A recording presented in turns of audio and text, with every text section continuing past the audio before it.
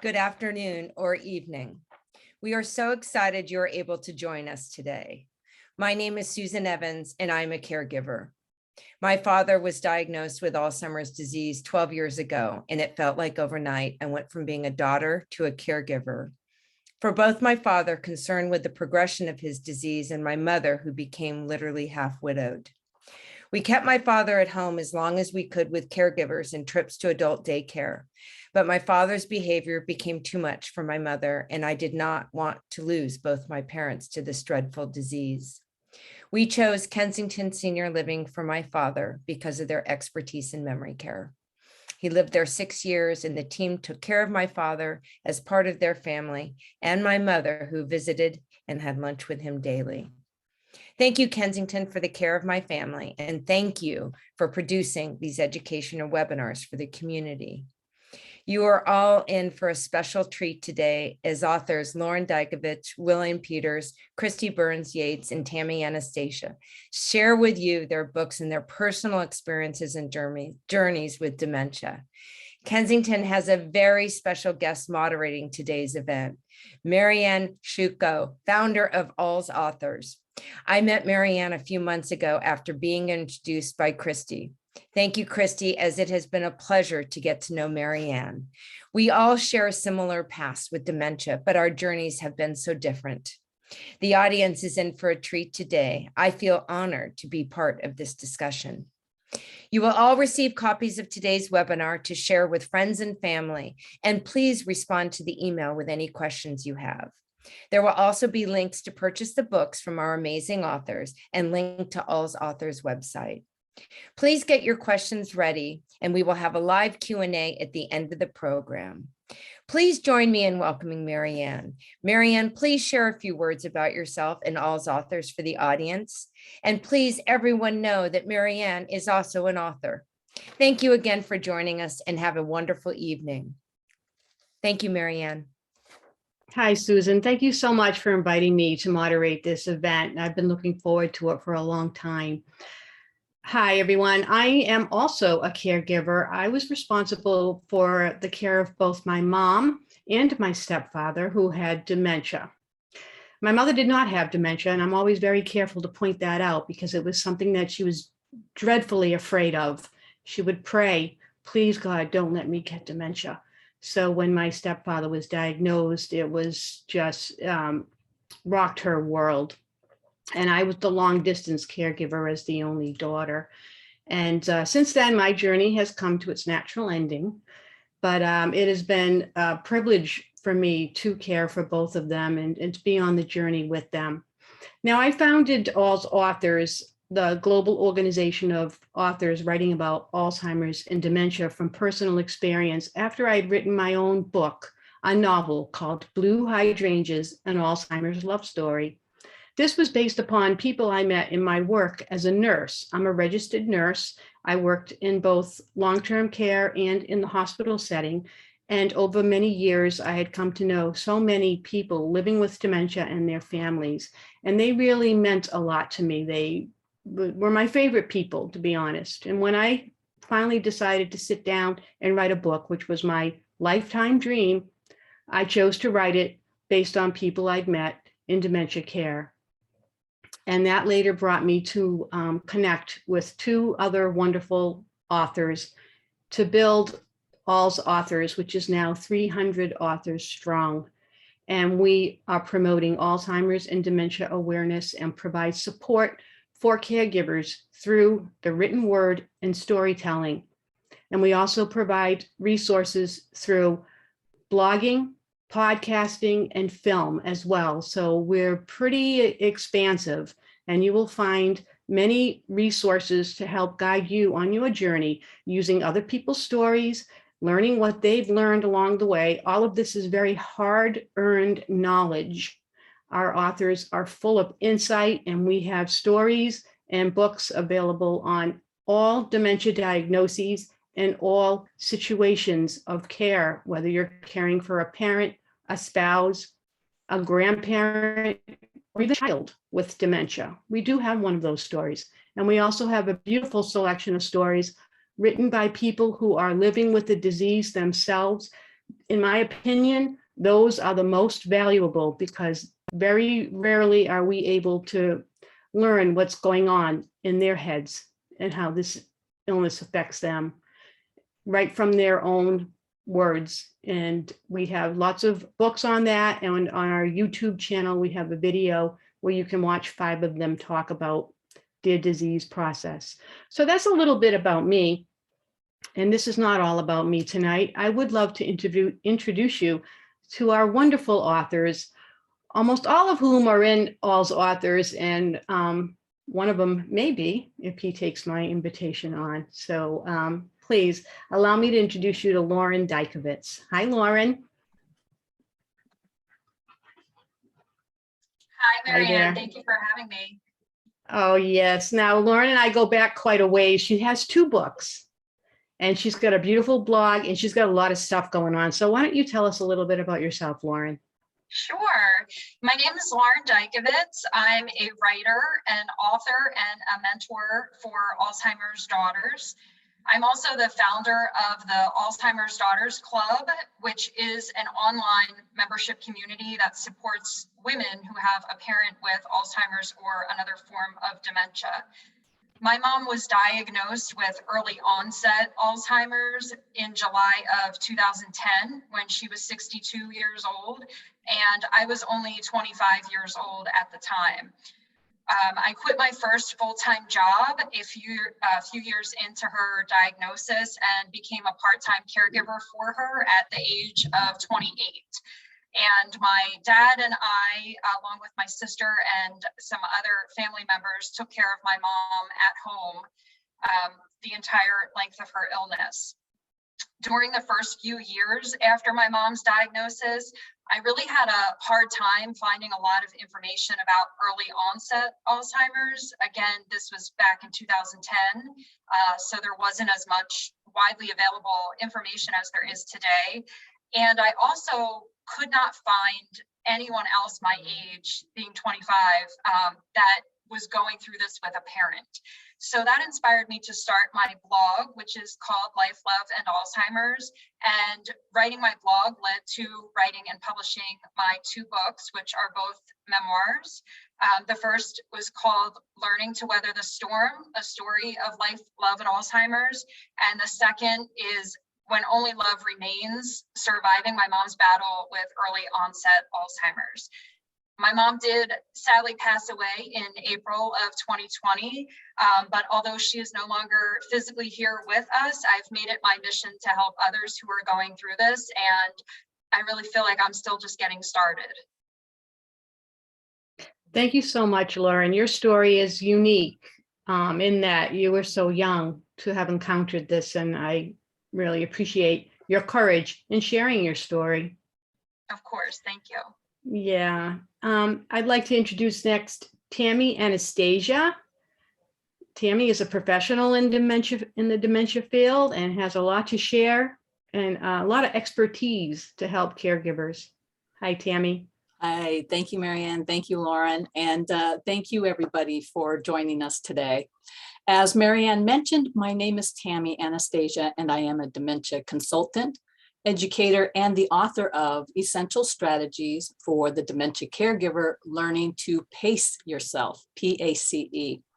I also have a private practice, which now I can do virtually, and I provide dementia guidance, emotional support, and care strategies to families and professional caregivers. And I also facilitate several caregiver support groups. And my Alzheimer's journey actually started about 40 years ago. My beloved Italian grandmother was labeled as being senile. And now you fast forward 40 years, and my grandmother had the classic symptoms of Alzheimer's disease. And I wish I knew how to support my dad because it just tore him up. And I didn't really understand what he was going through. So now, as a dementia consultant and educator and a support group facilitator, I wanted to write a book that educates the reader and walks by the caregiver's side all the way from the beginning, all the way to the end of this journey, so that I can talk about how the changes, dementia is going to change your loved one, how those changes are going to affect the caregiver. And I also talk about the conflicting emotions that caregivers deal with as they go through this journey. And I also help the caregivers line up their ducks, what's coming down the pike. And then I address 11 of the most challenging behaviors. So 2 of my main goals for writing my book were to help the caregiver survive this journey, so it's not at the expense of your physical, mental, and emotional well-being, and also to make this journey as loving, compassionate, kind, and supportive as possible. That's terrific. Thank you so much. And next we have Christy Yates. Christy did what is called double dementia duty. Right, Christy? Yes, I did. Can you tell us a little bit about that? Sure. Thanks. Thanks, Marianne. And thanks, Susan, for pulling this all together. And I'm delighted to be here with Tammy and Lauren and William and Marianne. Really enjoying working with you. So my parents both had dementia. My father had vascular dementia, and my mother was diagnosed with Alzheimer's disease, and they both died 7 weeks apart in 2015. And about the last 6 years of their life, my husband and our 2 kids, who were really late elementary, early middle school, and then into high school, those were the years when they were when we were doing a lot of care. They didn't live with us, but we eventually had to move them into assisted living. That's what they had expressly desired. They bought a long-term healthcare policy that only supported assisted living. So all of those things kind of came together, and we struggled through it. But I was looking for so much support. I was working full-time as a school psychologist, raising 2 kids, and then now managing the care of my parents, going to every different doctor appointment, all these things, and still trying to kind of keep it all together. And there were so many times when I had to choose between something that I needed to do with my kids and something that I needed to do for my parents. And there were just those heart-wrenching moments at times. And so my book talks a little bit about that. It also talks about what it meant for my husband and I, how we kind of came to the understanding of, we need to put some things in place. We're taking care of my folks, and they had done so many things to make it easy for me. I have a brother and sister who I'm on really great terms with, but they didn't live anywhere near us. I was 5 minutes from my parents. So clearly I was going to be the one to take care of them, and that's fine. I really cherish those moments with them. But my parents had a trust, and they had a will, and they had a financial plan, and they had purchased the long-term health care, and they had end-of-life wishes all spelled out. So it was very easy for me to do that. Easy in terms of executing what they already had desired. Painful in that I had to do it all, but that's the legacy of love. So my book is called Building a Legacy of Love, Thriving in the Sandwich Generation. And I take the lessons I learned in going through this time period and apply them to, okay, how can I move forward and pass this on to my kids? How can I make sure they're prepared for when the normal, natural progression of life is we all will pass away. And so how do we deal with that? The other piece that was really important to me is, as a school psychologist, I know that kids are impacted by their parents doing a lot of caregiving. When a parent is stressed out and really in the throes of anticipatory grief, right? Really watching someone fade away, this impacts our parenting in so many ways. And those moments came crystal clear to me at different times. It was painful, but it was very eye-opening. And so I write a lot about that too. And that's sort of the work that I'm doing now. I retired last year from school psychology.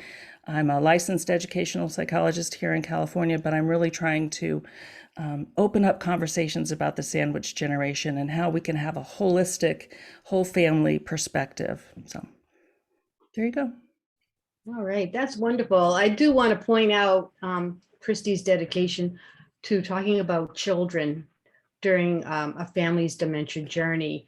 And All's Authors has several books available for children from all reading levels, from very young, early readers into middle grade, and then young adult, a lot of young adult fiction. So if you have somebody in your life that could benefit, maybe by reading a book or a story to learn more about the grandparent or even a parent's dementia, that would be helpful. Lastly, I want to introduce William Peters. Thank you. William Thank you, Marianne. Great. Good to see you again. Thank you. Good to be here. I have a real fondness for Kensington. My father was a resident of Kensington for about 4 years before he died in 2020, September.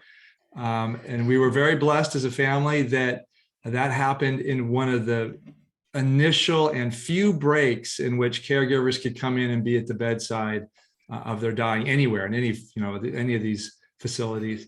So had a really great experience the last 4 days with my father. I'll share a little bit about that later. But me personally, I'm a psychotherapist, licensed, and I specialize in end of life. And so this natural path that we'll all go on, declining, aging, and eventually dying, is something that I work with families and individuals. That's the core of my practice.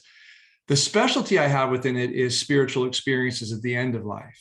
And there are a great deal of them that are sadly little known and recognized in our culture. And yet they provide such healing for the surviving loved ones. I'm the author of the book, At Heaven's Door, which share journeys to the afterlife, teach about dying well and living better. And it is from my research. I direct a research institute here in Santa Barbara and have other colleagues, quite frankly, around the world, a number of other consultants who are basically collecting these beautiful spiritual experiences at the end of life. And I wrote them up in a book, and I'm glad to be sharing it with you all today. So thank you. Thank you so much. Your book is very insightful, and I think people will get a lot from it. All of the books are insightful and cover a variety of different situations and needs, and maybe some things you hadn't even thought about yet. Certainly a lot of the things that you might be wondering about as you're going on your caregiving journey. That's one thing there's always too much of, and that's questions. And we know that caregivers are very busy and they're harried and juggling many different things, putting out little fires all the time. And books can provide you with guidance that you can, pick up, thumb through it. You don't have to sit down and read the whole thing, but you can pick and choose which sections that you want to read. And it's a good idea to have a nice collection of books available at home so that you can get the support and guidance as you need it. So one of the questions I wanted to ask is of Tammy. We're going to start with Tammy. And I wanted to talk about needs, because there are so many needs associated with any caregiving, but especially with dementia. We have both the needs of the loved one, the person who is living with the disease, but we also have the needs of the caregiver and the family. So can you help to define that? What are the needs of a person with dementia, and what are the needs of the caregiver, and how do we meet them? Yeah, that's a great question. So let me start with the needs of the person with dementia. As dementia progresses, their world is not the world they once knew it to be. So as the person with dementia starts to progress, their needs increase and they become more and more dependent on the caregiver for the following things. They need reassurance. They need reassurance and support. They need to feel safe and secure. They need physical comfort and care. and they need to be validated. You know, they may not make sense a lot of times, but we need to hear what they're saying, and we need to communicate back to the person with dementia. We hear you and we understand. They also need stimulation. They need cognitive stimulation, physical stimulation, and social engagement. And what happens as this disease progresses is that they lose this ability to be self-starters. They lose the ability to initiate. And what often happens is they retrieve and they go inward. So now we have to provide for them the things that we know that would be really good for them. And then also one thing that we also really need to provide for them all the way through this journey is a sense of purpose, a sense of value, and a sense of importance. That doesn't go away. And how we can make them feel important can be modified. We get caught up in the things they can't do, and we got to focus on the things they still can do, and give them a sense of purpose. Make them feel they're important, that they, you know, honey, it would be so great if you could help me with this, or I just love when we spend time together doing this.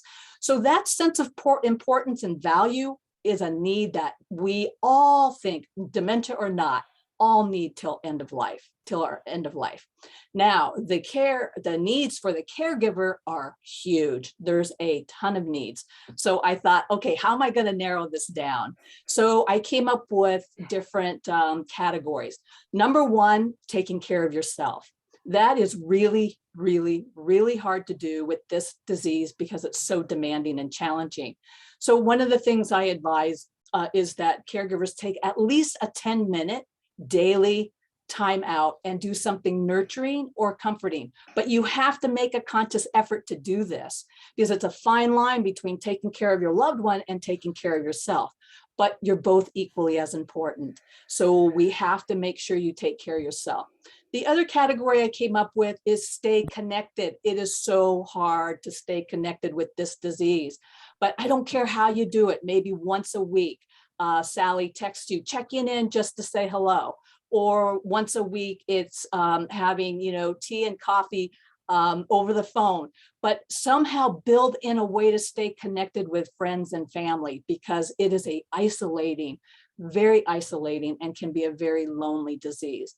The third thing that I came up with is get all the emotional support you can get. I can't stress enough the importance of emotional support, whether it's joining a support group, reaching out to a consultant like myself or a therapist, but that emotional support, you have to have a place to talk about what this is like for you. And then ask for help. Your intentions are good, you're well-meaning, you want to do this journey on your own, and I'm going to tell you, dementia is going to demand more than what one person can do on their own. Dementia demands it. You're not failing. It's that dementia demands more care than what one person can provide. And then educate yourself about the disease, educate yourself about yourself. What pushes your buttons, so we can be prepared and we can give you responses. So when your buttons get pushed, we know how to respond versus react. And then, of course, get to know your loved one even better and look at their body language, cue into them and know what their triggers are. And then the last category I came up with is believe in yourself. You need to know you are a wonderful, wonderful caregiver. You need to know you're providing such wonderful care for your loved one. What does that mean? We're going to have good days and we're going to have bad days. A bad day doesn't make you a bad caregiver. A bad day means it was a tough day today. It was a challenging. But all the way through this journey, you need to know you are a wonderful caregiver and you're providing wonderful, wonderful care for your loved one. And there's no perfect roadmap. You learn by doing. Mistakes are opportunities to learn from. So instead of judging yourself and beating yourself up, I want you to give back to yourself and know that you are a wonderful and amazing caregiver and person. That's fantastic. Thank you so much. You just gave us so much information that listeners can take home and use. I love that. Lauren, I wanted to speak with you about your mom's early onset Alzheimer's. That's something that a lot of people may not even be aware of, but people as young as in their 40s are diagnosed with Alzheimer's and dementia. How did you come to accept your mom's diagnosis? It was really difficult. As I said earlier, she was diagnosed when she was 62. And of course, when you look back, you can see the signs starting even earlier than that. So I'm sure it was starting in her mid to late 50s while I was still in college. And it was really difficult when she first got the diagnosis. You know, I wasn't denying the fact that my mom had Alzheimer's. I wasn't denying that she was having trouble remembering or knowing how to do things, but I was denying that Alzheimer's was the cause of that forgetfulness or that behavior. I just thought that my mom should just know how to do certain things. She should just be able to do this. She's still young. She's in her early 60s. This is something that, you know, comes for someone who's much older than her. And I just sort of felt like she just wasn't trying and she had just given up. And I really just would look at how much of her I had lost and how much I would continue to lose. And at the time of her diagnosis, I had just graduated college a couple of years before that. I was just working my first adult, like real full-time job ever. And I was just starting to have that adult friendship relationship with my mom. So all I could focus on was the fact that I lost that before I ever even had it. And I would look at other women my age, my friends, my other peers, and I would just be so jealous of the relationships that they had with their moms, that the things they were still able to do with their moms and the friendships they were creating with their moms. And I felt really sorry for myself. And I cried all the time in just feeling like I had lost everything, and I would just continue to lose more and more of her and our relationship over the years. And I don't really know how or when it happened, but it was like at some point I just realized, oh wow, she's actually going to die from this someday. It's not going to get any better. It's only going to continue to get worse from here. And I realized that having a different mom, having a different relationship with her, maybe it wouldn't be the relationship I had always pictured and the future that I had always pictured with my mom being a part of it, but it would be better than nothing at all. And I really wanted to try to make the most of that and cherish what time we did still have left together, instead of just focusing on everything that I had lost and feeling really sorry for myself all the time. I realized that it was not really about me. It was about her. It was about my mom and what she was going through. And so I was able to take the focus off of myself and put the focus more on my mom and what she needed. And what could I do to bring her joy? As Tammy was talking about the purpose, how can I give my mom a purpose? How can I make her feel like she still matters, she still counts, and give her as much of a quality of life as I can, given the circumstances? And I came to realize that although I could never change the outcome of this disease, I could definitely change the journey, and not just for her or for myself, but for both of us and for our family as a whole. And it came with that acceptance that I was able to really change my perspective on things. And it really made for a much more as positive as it could be journey with my mom. And I'm forever grateful that I was able to have that change of perspective. That's so insightful. I mean, I'm sure the audience can take a lot from that. And I know that many people have a hard time accepting the diagnosis as a terminal illness. And we'll talk a little bit more about that later. And that really is a gut punch when you realize that, and when you realize there's nothing you can do to stop it. That's hard. And then also you talked about how you felt isolated because many of your peers, your friends, coworkers, people your own age, they weren't experiencing this because they were in a different part of life. So Christy, Right. you talk about the sandwich generation. Right. And can you go ahead.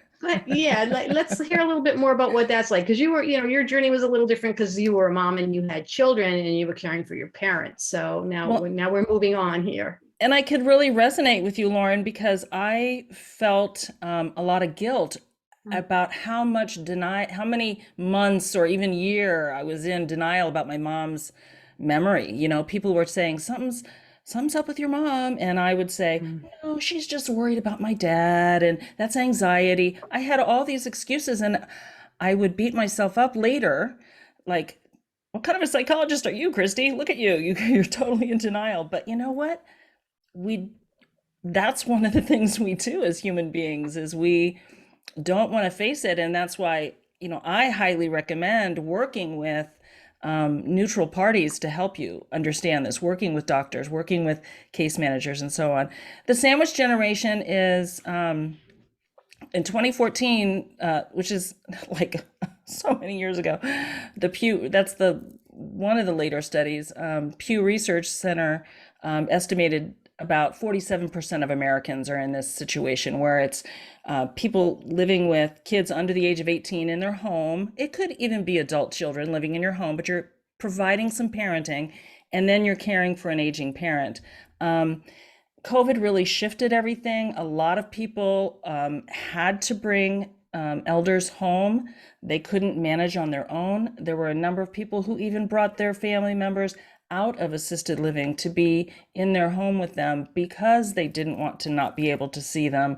So we're seeing lots more multi-generational families. And truthfully, in some cultures, we wouldn't call it a sandwich generation. It's just normal and natural that grandma and grandpa live with us until the end of their life, right? But for many sections of America, that's not true. It's we move around. By all estimates, the average American probably moves 11 times from the place that they were born. And we're all over the place, right? And we get busy, and then many women, not all women, but some women are having children later in life. And so you got all these different demographics, and the baby boomers are all retiring and aging. Just all kinds of different things that are impacting this, where you just have a huge, I would estimate at least 50% of Americans are in this spot where they're providing some sort of care.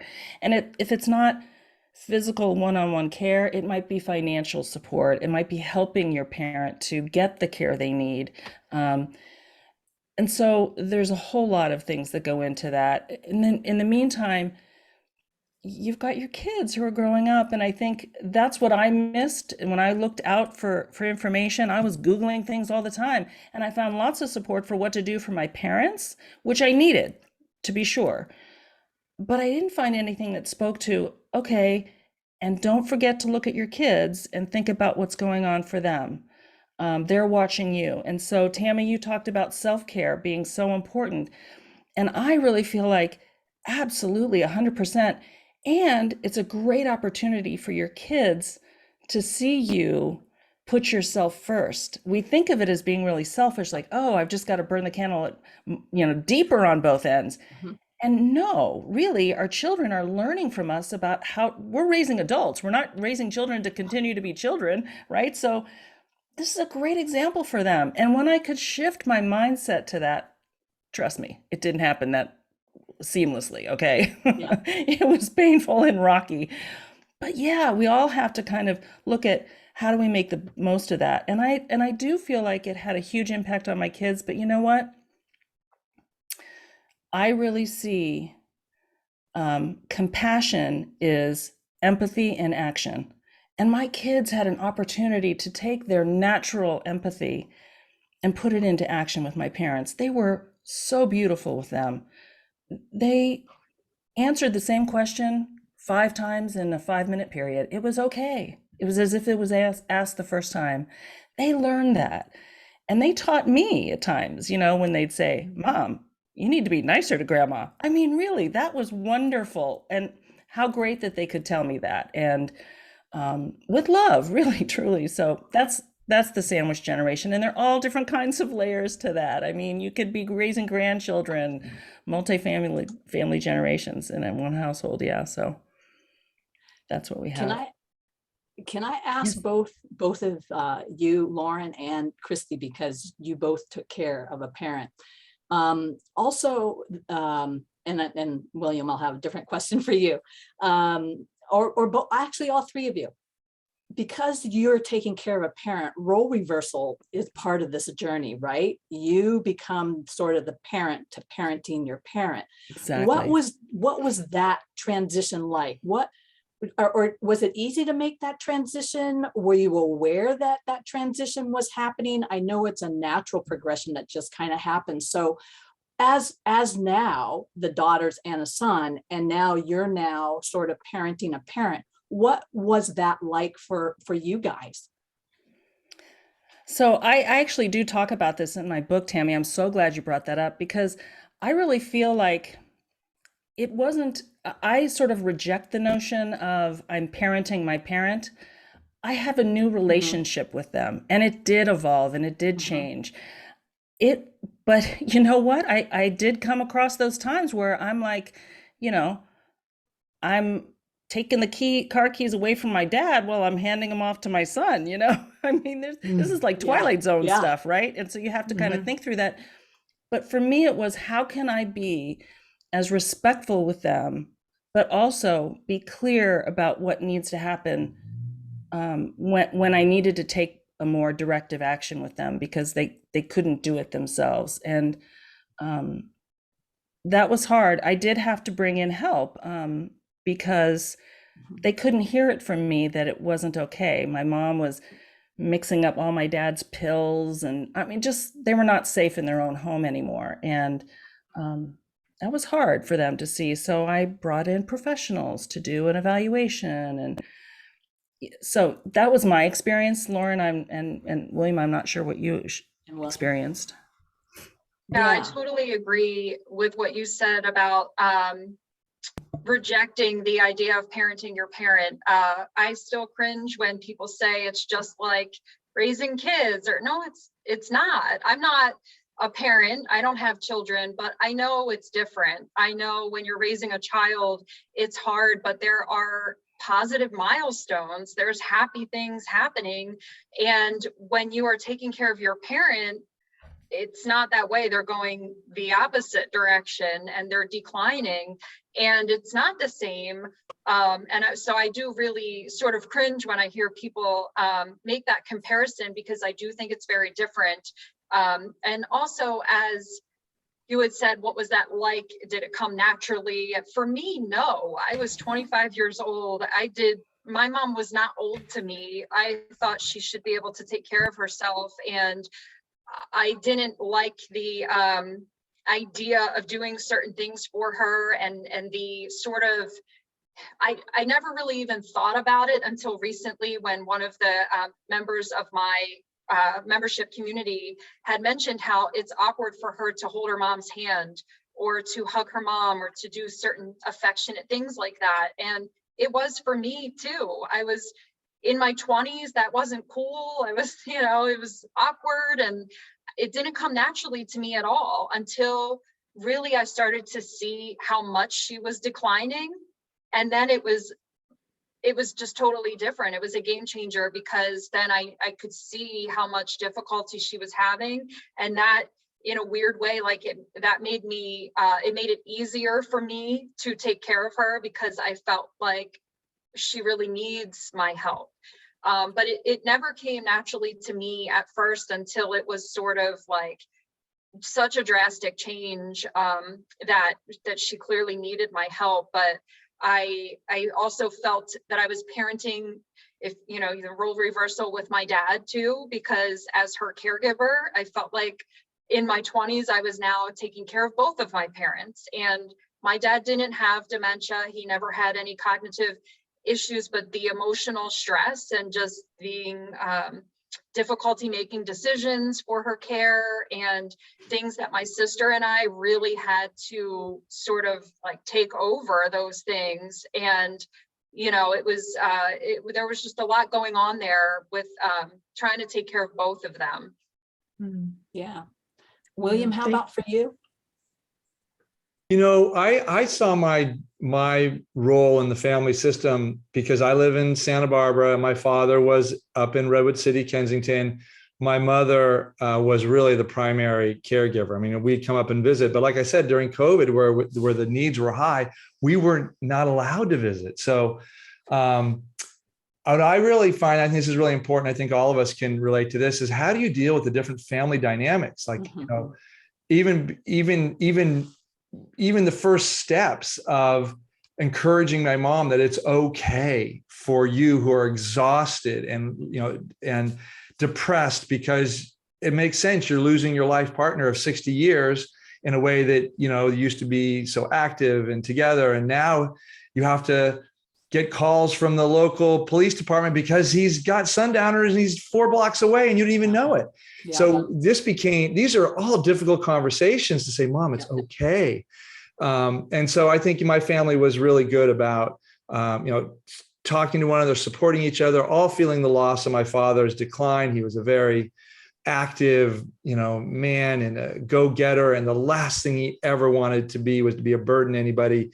And here he was, a real burden to my mom. And so that's kind of how I see this. It's like my role and what I learned was how many different perspectives there can be about this situation, which I know you guys are all experts in this particular dealing with dementia, but also how we have to really be kind and loving and let all of the players in the family system have their process about, you know, my mom was the last one to let go of my father and allow him to be put in this loving Kensington community, for which at the end she was like, I should have done this a long time ago. Yeah. But it was hard for her. And all the rest of us are like, we're giving Mom her time until she can't do it anymore. So yeah. Yeah. That's great. I wanted to touch on a topic that we've all mentioned, and that is the end of life. Alzheimer's dementia is a terminal illness, and it does come to a natural conclusion. And I wanted to ask William about his experience with what is called the shared death experience. Can you talk to us a little bit about that? Yeah, thanks, Marianne. Yeah, I appreciate the way you frame that. And is that, hey, we all know we're all going to die. And our culture is very resistant to that reality. And so we seem to be surprised by it when it comes, when in fact, it's the only thing we know that's going to happen to us. And so I'd say that just, you know, matter of factly, because that's what's true. And once you go through that door and realize, wow, I'm going to die and everyone I know is going to die, it leads to a natural sense of curiosity. And that's what happened to me in my practice, because so much of what I deal with as a psychotherapist is people's fear of death. When they get a terminal diagnosis, they're completely paralyzed. And so as I worked with people through the different stages, I started hearing about these different spiritual experiences that my clients in grief and bereavement were, quite frankly, cautious, to use a kind word, to share, because they thought that me as a mental health practitioner would diagnose them with some sort of delusional situation, or worse yet, a psychotic break. And what I found was that these experiences are not only common throughout our culture nowadays, they are recognized and in the research literature since the late 1800s, in the London Society for Psychical Research. So basically, I want to say this now, I think it's fair to say, I got bold and took on my practitioners and said, I know these experiences happen. I started doing groups in Santa Barbara, and people rolled in droves. I mean, I was doing groups for 20, 25 people, 4 or 5 groups a year.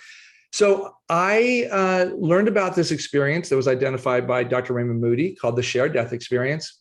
And this is amongst the many end-of-life experiences, this is the most sublime, the most divine, the most sacred, because it happens like this. A loved one dies, and the caregiver loved ones, who are the surviving loved ones, report that they feel like they shared in some part of this transition into a benevolent afterlife.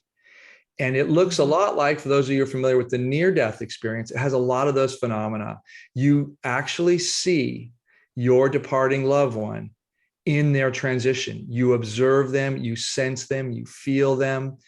and you feel that they're in a good place, that that's okay. So you have these feelings of love pouring down into you that's totally transforming your fear of death and what you think, or removing any fear about what might be happening to your transitioning loved one. And so that's been the focus of my research, and it was what I published my book recently on. And I am pleased to say that the response to the book has been so positive. End-of-life practitioners across the world have been reaching out saying, I know about this. Thank you for doing the research. Thank you for validating this.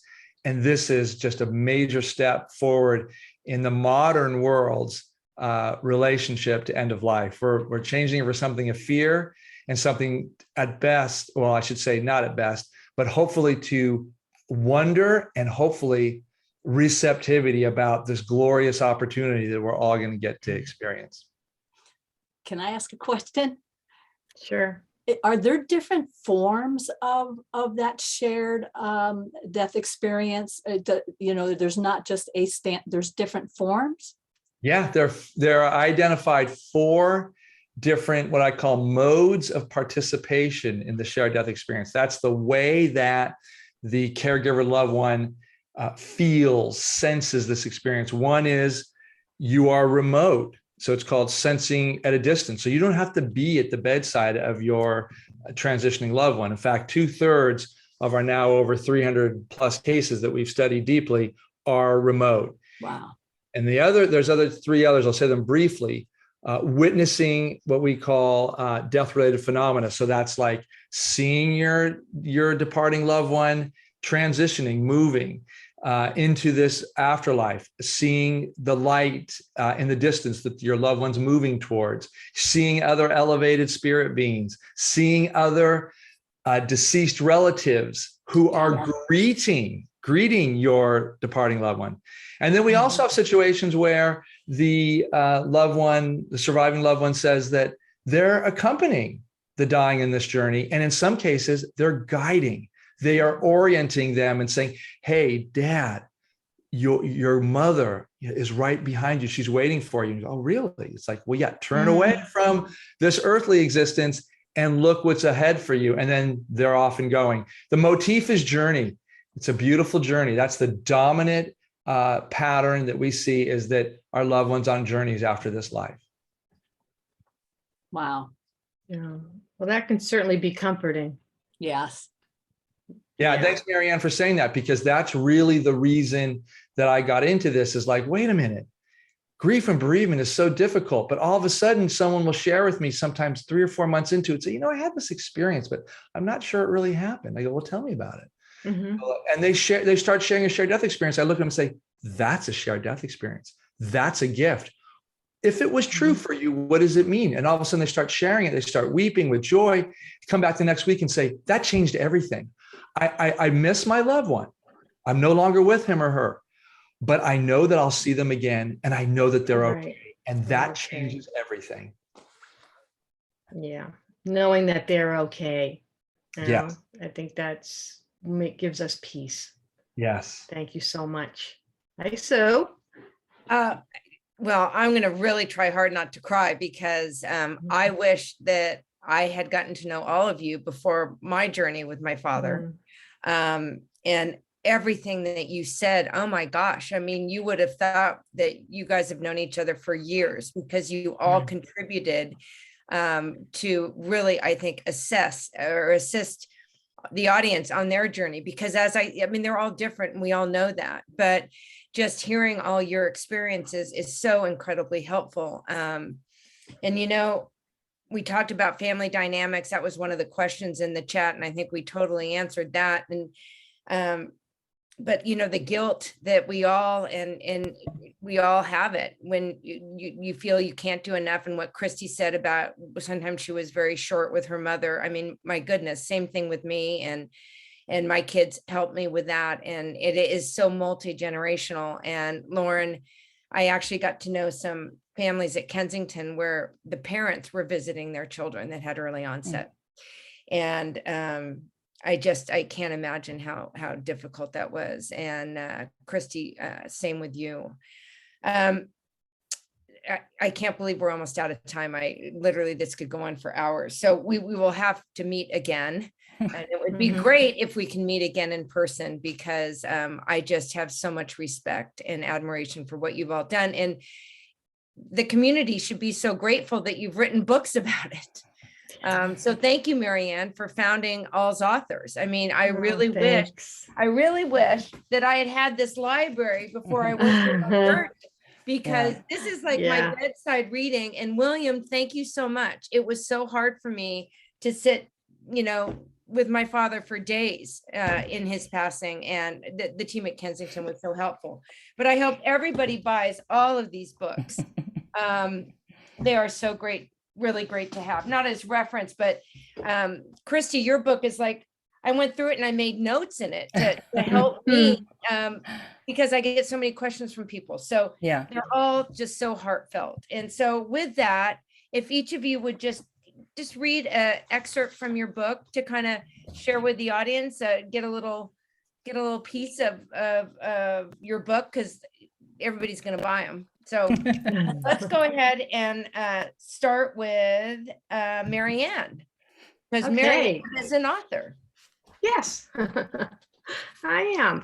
I've chosen to read from the prologue of my book, which is a novel. It's an Alzheimer's love story, and it takes place on Cape Cod. And I like to think of this scene as this couple, Jack and Sarah, they're entering the winter of their marriage. They have just received the diagnosis, and is Jack's first acts as a caregiver. While night settled on blue hydrangeas, Jack and Sarah lay nestled on the couch, wrapped in a hand-knit afghan and clinging to each other as silent as stones. The lights were out, a crackling fire lit the room, and shadows danced on the walls. He cradled her in his arms and stared into space, detached. She focused on the fire, unyielding in his embrace, so far away. The Bach he had put on the CD player had long ended. Outside, the first snowfall of winter blanketed Cape Cod. He had done all he could to make this evening the same as any other, but this god-awful quiet made everything seem so wrong. After 45 years of marriage, it wouldn't have surprised him if they had run out of things to say, but not a day ended without some new insight or tidbit of information passing between them. They shared everything, their deepest fears, their most private thoughts. Tonight, there was nothing, just this palpable silence as they ruminated separately on their visit to Dr. Fallon and the horrifying news he had given them. I so appreciate that. And William, you and I have never talked about it, but I think, and everybody touched on this, but supporting my mom through my father's journey was as difficult, if not more difficult. So, it's the couples that you're married for 60 years and you are suddenly half widowed, and you see your loved one just slowly have a very long passing, which I wish I had read William's book. I'm just loving it now. Wish I had had that before I went through that experience. But Lauren, go ahead and read a passage, please. Sure. This is from toward the end of my book, called When Only Love Remains, Surviving My Mom's Battle with Early Onset Alzheimer's.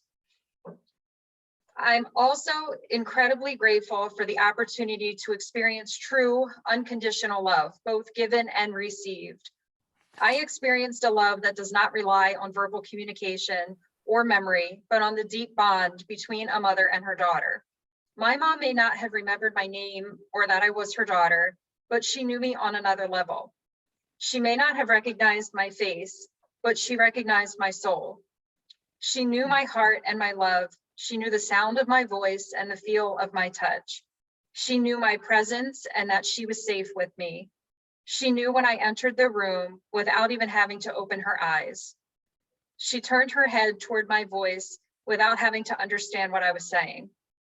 We could sit for hours on end without saying a word, because our shared silence was filled with more love and meaning than I had ever experienced. My mom knew me by heart, and I will be forever grateful for the experience. Beautiful. I think everyone needs to have that tattooed on their arm. Yeah. love because that. it's so hard. You think you're going to remember everything, and you just it feels like a blur. Thank you, Lauren and Tammy, our guiding light here. Our So resource. I actually am going to read what the loved one with dementia and what they want the caregiver spouse to know and or the adult child to know. As we talked about, caregiver guilt is enormous. So I want you to hear these words, and when you doubt yourself, I want you to remember what is being written here. I know you will take excellent care of me. I want you to trust your decisions on my behalf because you will be making those decisions with my best interests at heart. I will slowly lose my ability to communicate this message to you, and no matter what happens, if my personality changes, or if I say and do hurtful things, or if I don't cooperate when you're trying to help me, I'm not doing this intentionally. It's dementia causing me to do these things. Every step of the way, know that I love you and I thank you. I support whatever decisions you make, even if I don't express my support, and instead I get angry or appear unhappy. Please know that my reactions aren't because you're making the wrong decisions. My reactions are because of dementia. I want to apologize in advance for what you may go through while taking care of me. Know that I am grateful for everything you do for me, even if it means I need to be moved to a care community. Please remember my words and not what dementia takes away from me. Oh, I think we all agree that being able to put a word or a label on it rather than a behavior really is nice. It's really nice. And Christy. Sure. This is from the end of my book. With time, I could also see how I had changed for the better. I learned a lot of lessons from my parents. One of the best gifts they gave me was planning for the end of their lives. They made the tough choices so their children didn't have to. Assisted living, cremation services, burial at a national cemetery, Catholic Mass. They also put enough money aside for their care. My siblings and I didn't have to accrue debt, and that was, for us, the gift of freedom. We were and are lucky. This isn't the case for everyone. My husband and I have spent time trying to do the same for our children. We talk about our wishes for the future and for the end of life. We try to normalize conversations about end-of-life issues so that our kids can ask questions or at least feel comfortable knowing we're not leaving everything up to them. But we don't know exactly what tough choices they'll have to make. Which one of them will have to have the painful car key conversation with us? We also emphasize our value of compassion. How does compassion continue to show up in their lives? How are we continuing to be compassionate with others in our lives? Thanks. Boy, that's a lesson learned for everybody. I don't think it's ever too early. Really. And William, I'm so excited to hear what you're going to read from your book. So this is one of the 28 stories in my book. This is just a snippet. This is about Adela. Adela was at the bedside when her father died, and he was an atheist, a real staunch atheist. But here she goes. As he grew sicker, Adela and her mother became his full-time caregivers at home. She recalls the moment her mother came into her room adjacent to her parents. Her mother said, "I think he's gone. He stopped breathing." I walked in and he was not in his body anymore.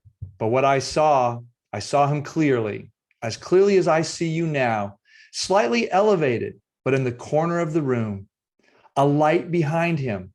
I said to him, "Go to the light." And I smiled. He started laughing. It was the most beautiful, amazing moment between us. So many rich layers of things coming together right then. I was laughing, he was laughing, and then he turned and he went. He was gone. Adela describes this experience as occurring in a sacred space, as if she had stepped into another beautiful dimension. It wasn't an ordinary realm.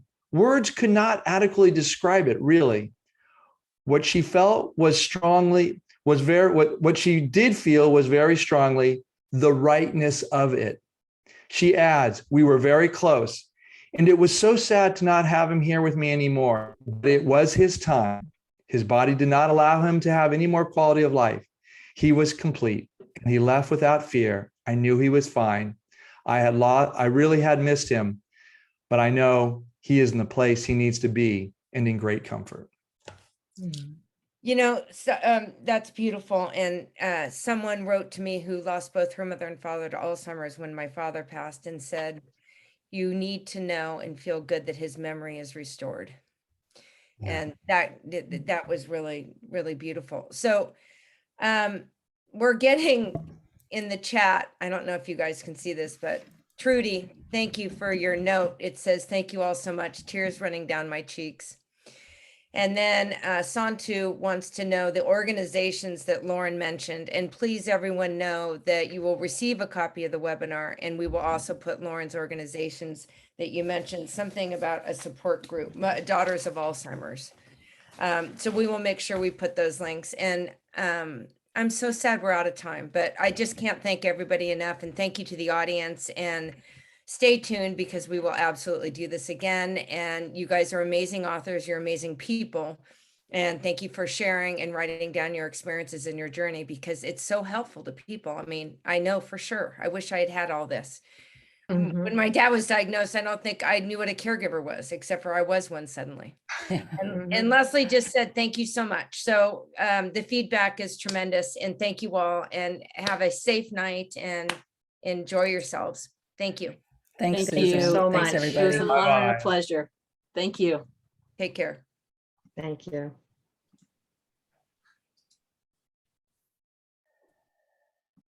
Okay.